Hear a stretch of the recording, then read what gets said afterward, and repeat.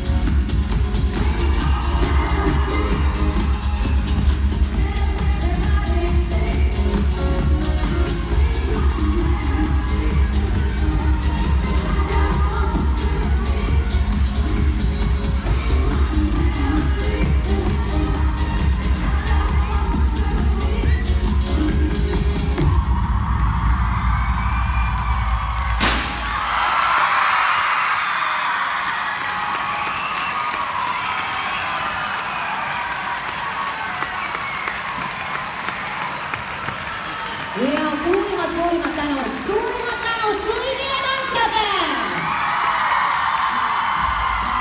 Suurimad tänud kõigile õpetajatele!